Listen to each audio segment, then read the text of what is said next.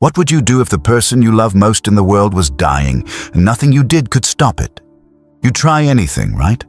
Experimental drugs, strange diets, even ancient occult rituals. But what if I told you the sickness killing her wasn't a disease at all? What if it was a curse? And worse, what if the person who put that curse on her, the person feeding her soul to hungry ghosts, was her own father? Hello everyone, I am Mr. Greencap. Tonight's story comes to us from Taiwan. It's about a man who watched his girlfriend, Ying, fight a grueling battle against leukemia, or so they thought.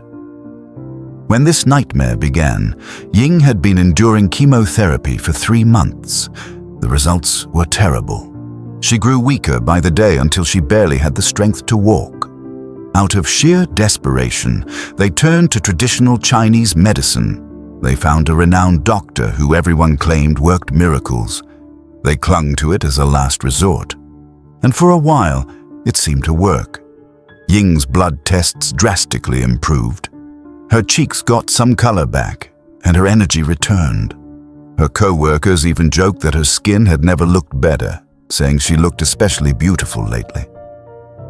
By the 9th month of this traditional treatment, Ying casually mentioned her stomach felt bloated.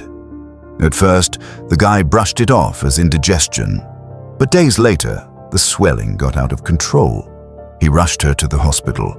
The doctors diagnosed her with an enlarged spleen, said it was just a common complication of leukemia. The guy had a sick feeling about it. The swelling was just wrong, but they had no choice. They had to follow the doctor's advice and wait.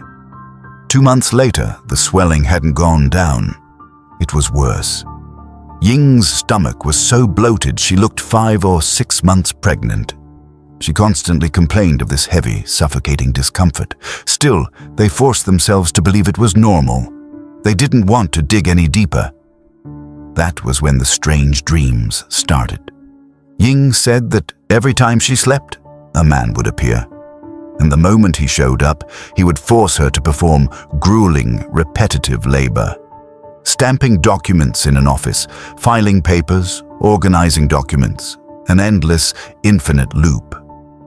When asked what the man looked like, Ying thought about it and said something deeply unsettling. He looked flat, like he had no 3-dimensional depth. He had all his facial features, but he wasn't real. He was like a shadow.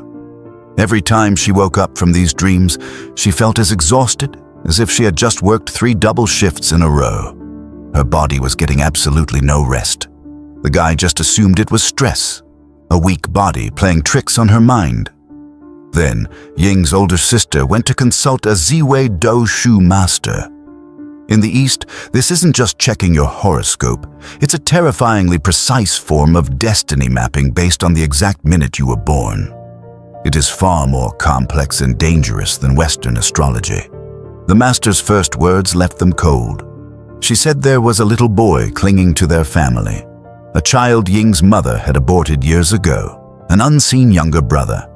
When her sister confronted her, Ying's mother actually admitted it. But how could a stranger, a fortune teller they had never met, know such a deeply buried family secret? Word was that this astrologer had the third eye. She could actually communicate with the dead. The protagonist felt sick to his stomach. Was the man in Ying's dreams this unborn brother? Was he the one torturing her?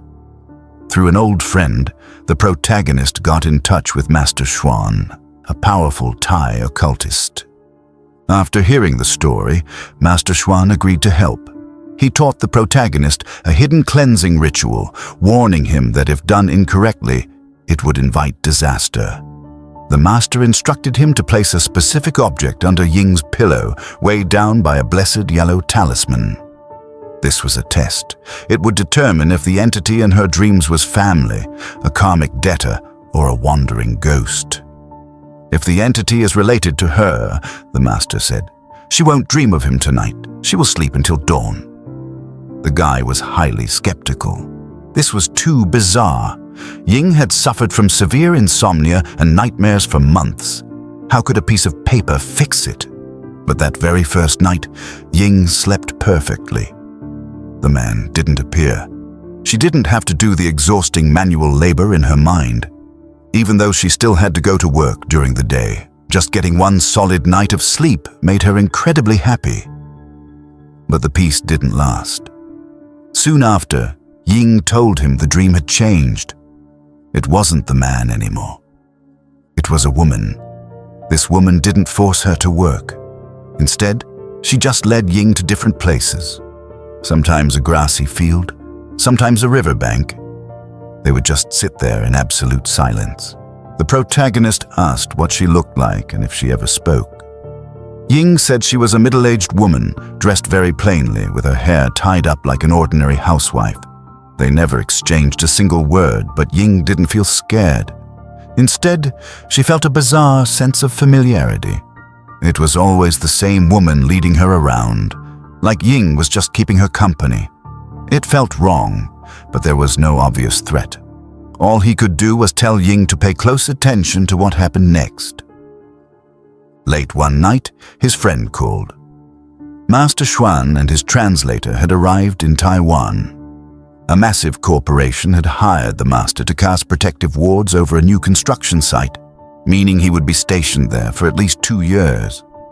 The guy immediately arranged a meeting, leaving the resting Ying at home while he went alone.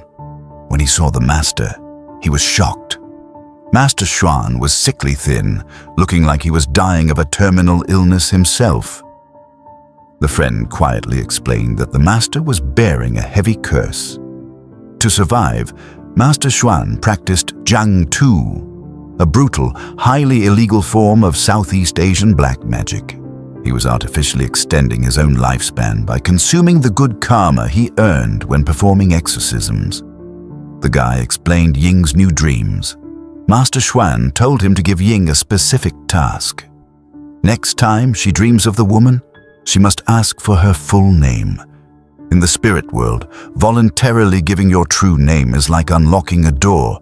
They will then answer any question you ask. But if she refuses and only gives a title, do not press her.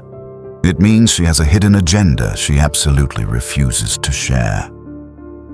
The next day, Ying told him something chilling. At 2 or 3 a.m., right before waking up to use the bathroom, she had the dream again. And before he even had the chance to relay the master's instructions, she had already asked the woman her name. The woman only said, "I am Mrs. Chen." The guy panicked. Ying had beaten him to it, and the woman had refused to give her full name, just Mrs. Chen. He rushed back to Master Xuan. The master sighed. It meant the woman had a deep grievance, but at least Ying wasn't being tortured by the exhausting dreams anymore. Back in reality, Ying's body was just giving out. Her spleen was swelling worse than ever. She had to take constant sick leave and was on the verge of losing her job. When the master heard this, his expression went completely dark. He told the guy to give him her address. He said he was going to send his Kuman Thong up there to take a look.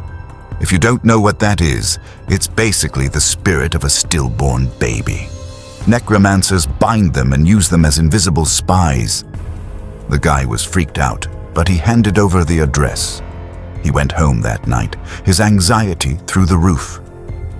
The next day, Master Xuan delivered terrifying news.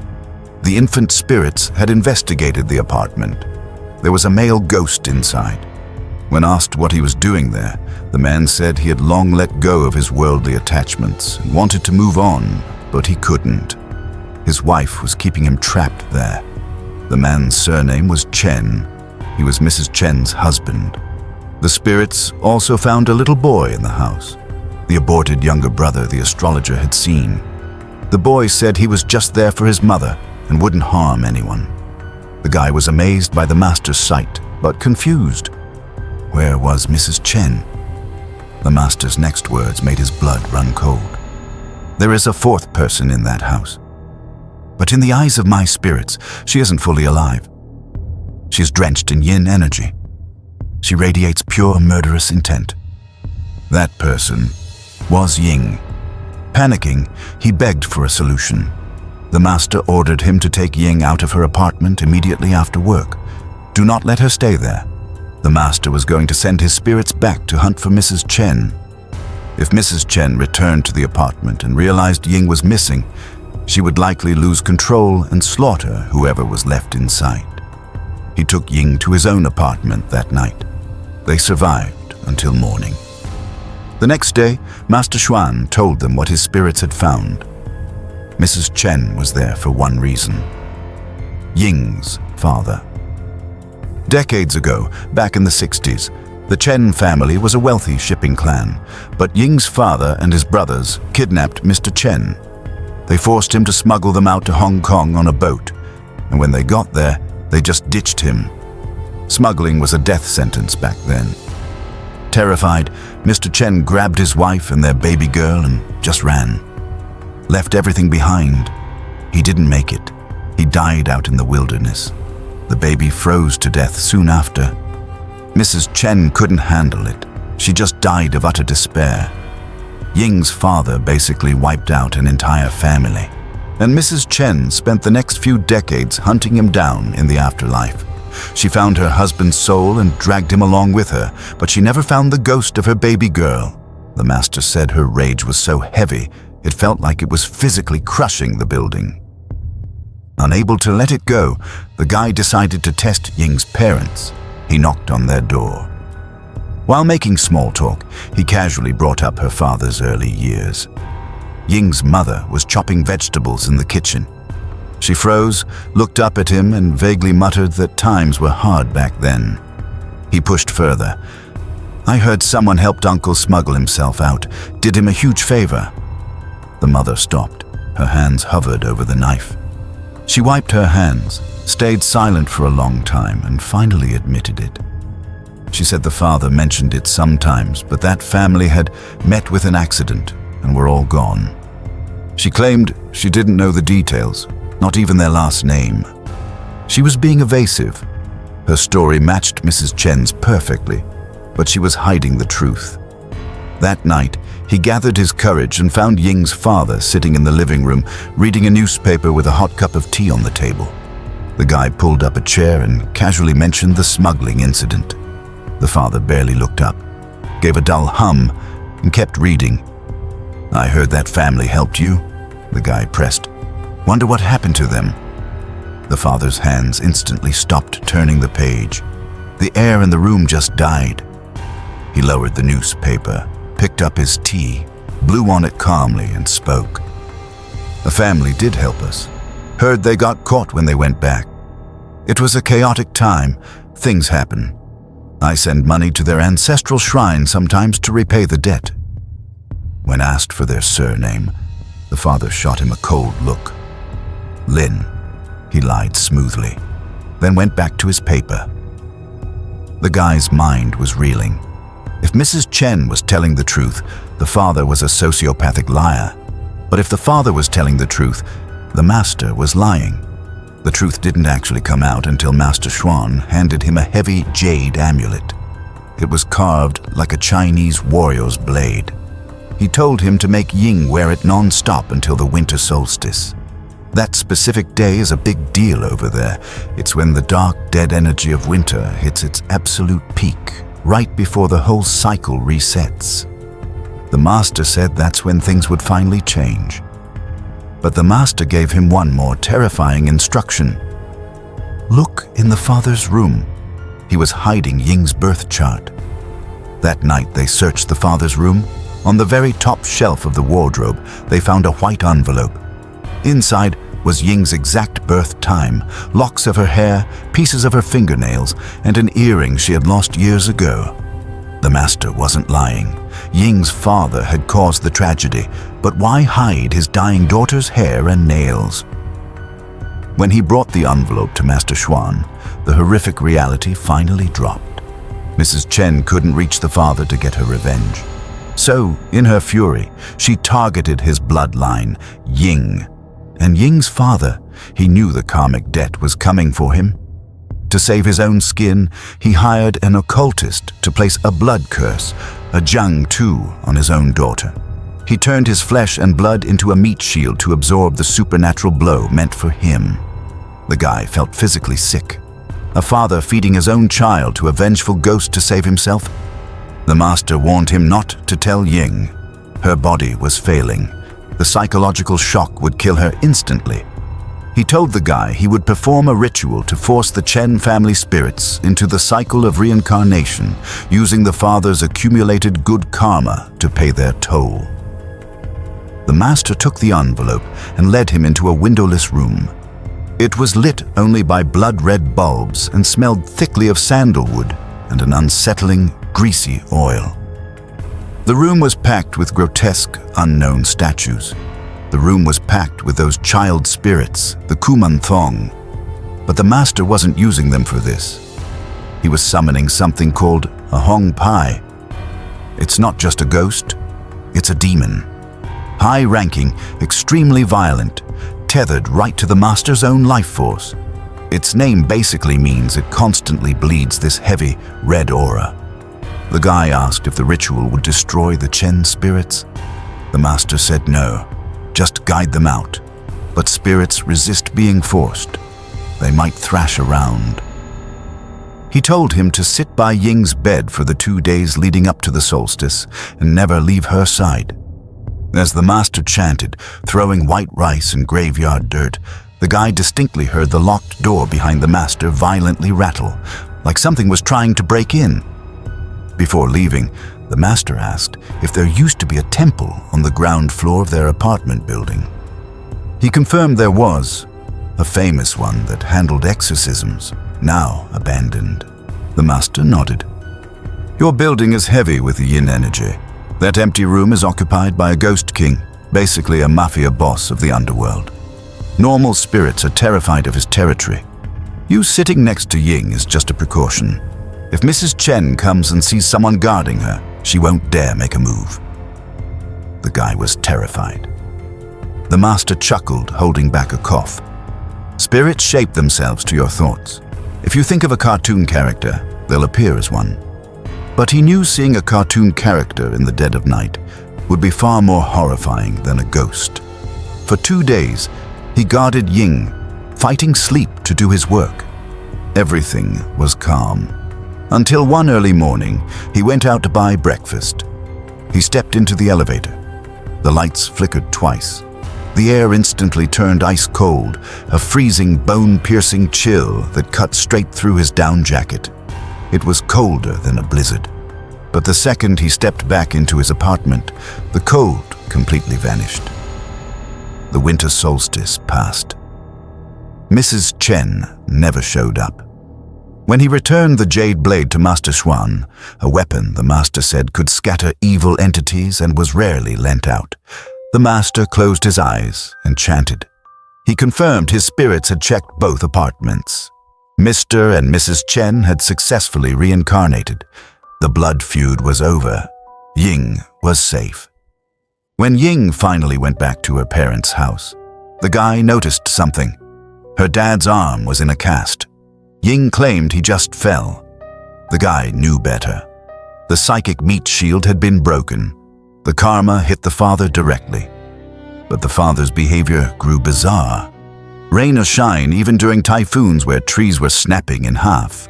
He would put on a raincoat and leave the house every day at exactly 6 a.m. and 9 p.m. He claimed he was going for walks. No sane person walks in a typhoon. During the Lunar New Year, the father was erratic, pacing the floor like he was terrified to step outside but desperate to do so. He decided to tail him. Waiting in the freezing street at 8:30 p.m., his hands numb, he got a call from Ying. Her father had snuck out the back door. He was deliberately dodging him. Even more horrifying, the father started winning the lottery. Almost every single ticket he bought hit the jackpot. He won tens of thousands, bragging to everyone about his sheer luck. It was unnatural. Someone, or something, was helping him cheat. At the exact same time, Ying's nightmares returned.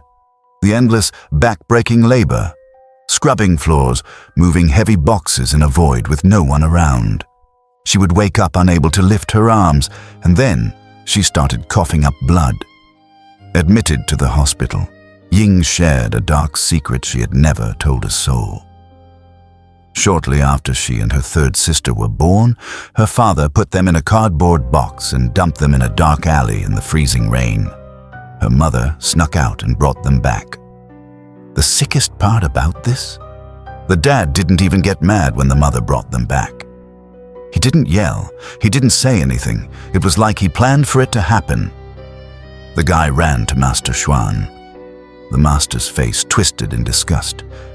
I despise men who use their children. Dropping them in an alley, that's a ritual. He was severing the spiritual bloodline. He was formally making his daughter's sacrifices.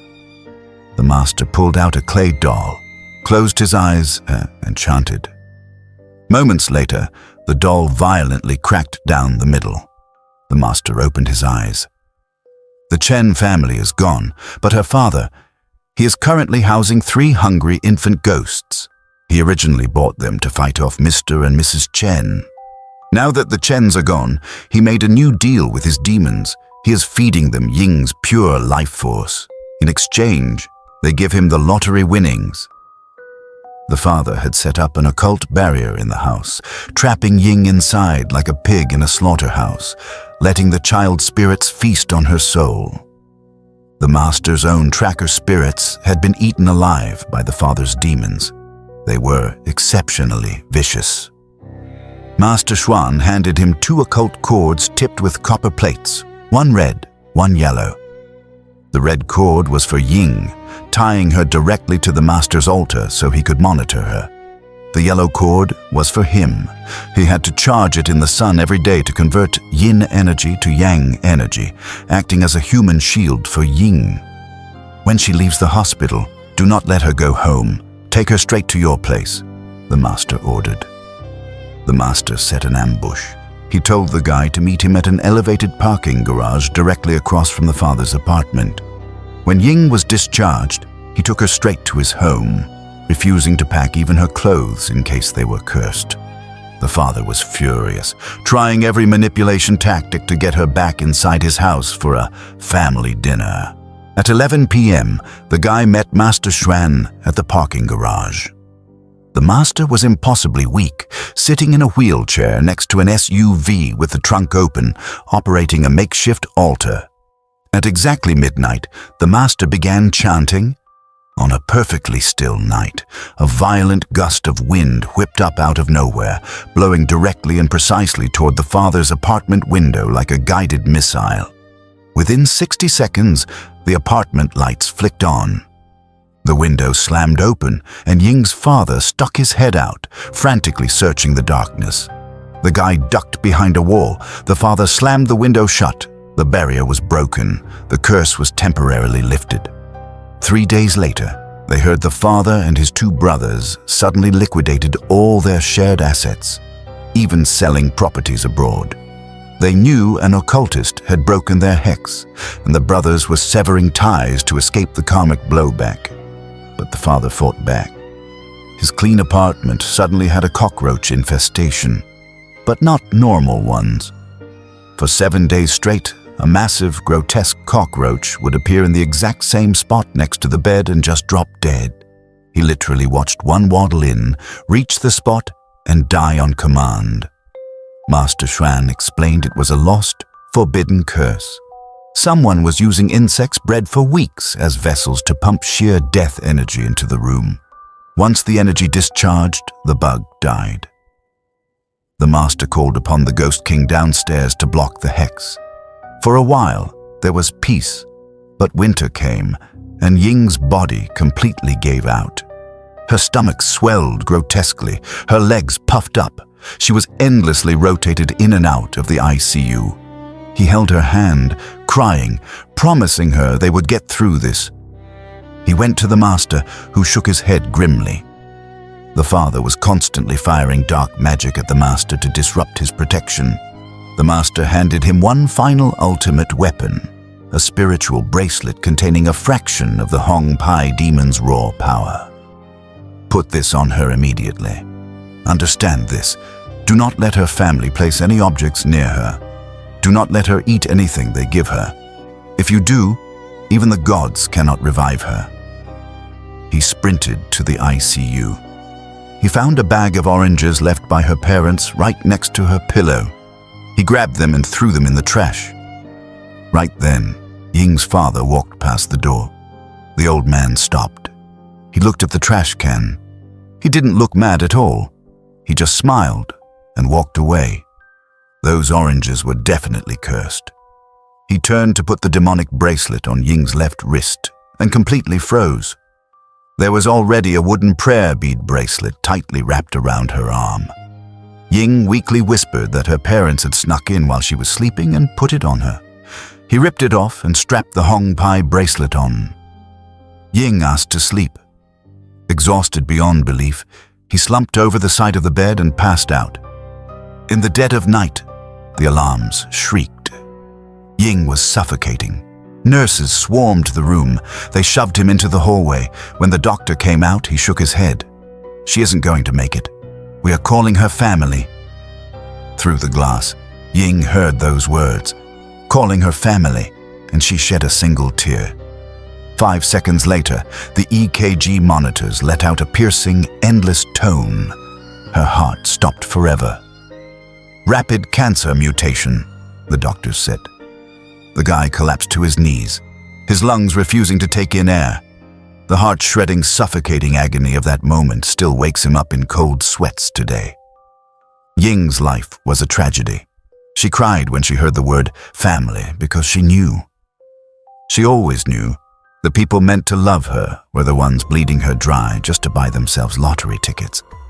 The master had warned him, if the fatal curse was applied before the Hong Pai bracelet, there was no undoing it. If only he hadn't fallen asleep. If only he had gotten there faster. When Ying's mother arrived, wailing and acting devastated, he knew he had no reason to stay. He had something left to do. Revenge. He went to Master Xuan. The master sent his spirits to track the father. The truth was sickening. The father's strict scheduled walks? He was visiting an iron artifact to drip his own fresh blood onto it. The black magic used by his occultist, Ajahn Tai, was a legendary and vicious technique. It split the curse into 2 halves, one on Ying, one on the artifact. This made it unbreakable, but it required a daily offering of blood. If the father missed a day, or the artifact was corrupted, the entire unimaginable weight of the murder curse would detonate onto the father. "Do you want revenge?" Master Xuan asked. He nodded so hard his vision blurred. "You must wait for my call. It must be done by car. The artifact is hidden far beyond walking distance. If you fail, he will trap Ying's soul forever and turn her into a slave for his demons." For a week, he slept with his clothes on, car keys in his pocket, a full tank of gas. On the night of Ying's funeral, her tragic 7th day, the call came. The target was a red car. The master's spirits would hide him, but only until he struck. If he could drip his own blood onto the artifact before the father did, the curse would implode. He bolted out the door, driving like a madman to the parking garage, his mind flooded with memories of Ying, ending always with that single tear rolling down her face. He had to do this. He spotted the father's red car leaving the garage. He tailed him from the city to the suburbs, deep into the pitch-black mountains. The father was relaxed. He thought he had won. The car stopped by an isolated mountain shrine. The father walked into a dense bamboo forest. The guy hid his car in an alley and crept into the suffocating darkness on foot. Following the beam of the father's flashlight, he saw him crouched next to a massive boulder. The light clicked off. He bit his finger. Copper blood pooled in his mouth. He crept silently toward the shape in the dark. He heard the father whispering to the dirt, "Bring him here. Give me his luck, his karma. Give it all to me." The sheer greed in the father's voice was demonic. Just as the father moved to drip his blood, the guy lunged forward. He slammed his bleeding hand directly onto the cursed iron. The father whipped around, his eyes bulging out of a horribly contorted face. The guy turned and sprinted for his life. The father screamed curses, chasing him through the woods. He ripped his car door open, slammed it into gear, and floored it down the winding mountain road. The father was right behind him, driving in the wrong lane, screaming out the window that he was a dead man. The guy pulled over. He watched the oncoming lane. A massive, speeding freight truck slammed directly into the father's red car, dragging it 200 meters down the asphalt. The car was a metal coffin. The father was pinned inside, staring dead at him, shrieking for help. Instinct kicked in. He stepped forward to pry the door open, but the engine sparked. The truck driver grabbed him and violently yanked him back. A split second later, the car detonated. A massive fireball consumed the father. His agonizing screams echoed through the cold valley. The police investigated. Based on his dash cam, they ruled it an accident. The father drove into oncoming traffic, but they searched the bamboo forest.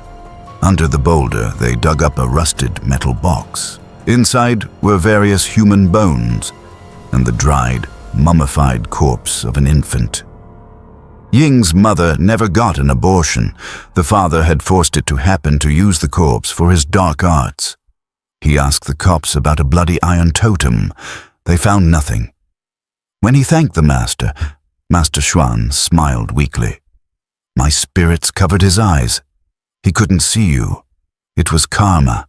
He ate his own poison. The master announced he was returning to Thailand and bid him farewell. It was all over. Months passed. Then a heavy cardboard box was left outside his apartment door.